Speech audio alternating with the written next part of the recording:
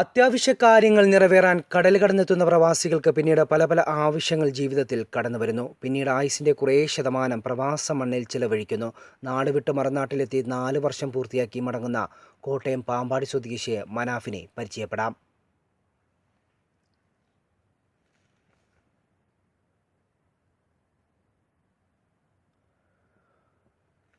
മനാഫ് ഒമാനിലെത്തിയിട്ട് 4 വർഷം. Oman international group എന്ന ഒമാനിലെ തന്നെ ഏറ്റവും വലിയ കമ്പനിയിലാണ് അദ്ദേഹം ജോലി ചെയ്തത്. ഇന്ന് അദ്ദേഹം സ്വന്തം നാട്ടിലേക്ക് മടങ്ങുകയാണ്.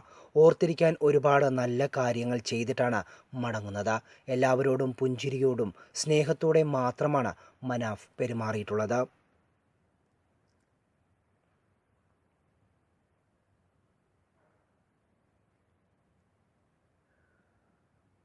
അതുകൊണ്ട് തന്നെയാണ് പലരുടെയും മനസ്സിൽ അദ്ദേഹത്തിന് സ്ഥാനം ലഭിച്ചത്. അദ്ദേഹത്തിൻ്റെ മടക്കയാത്ര പലരെയും സങ്കടപ്പെടുത്തിയിട്ടുണ്ട്. ജാതിമതഭേദമില്ലാതെ എല്ലാവരോടും താഴ്മയോടും സ്നേഹത്തോടെയുമാണ് അദ്ദേഹം പെരുമാറിയിട്ടുള്ളത്.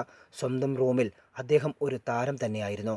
മനാഫ് മടങ്ങുന്നത് ആർക്കും വിശ്വസിക്കാൻ സാധിച്ചിട്ടില്ല.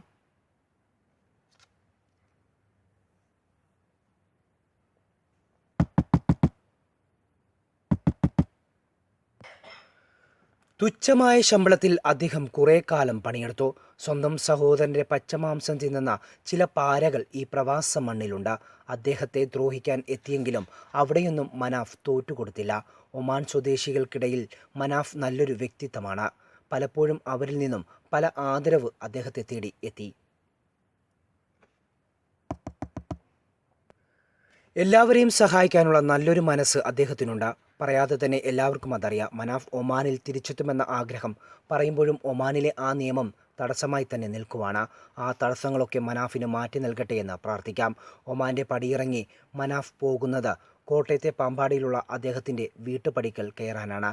ആ പടികൾ അദ്ദേഹത്തിൻ്റെ ജീവിതത്തിൽ സന്തോഷങ്ങൾക്കുള്ള വേദി ആകട്ടെ എന്ന് പ്രാർത്ഥിക്കാം.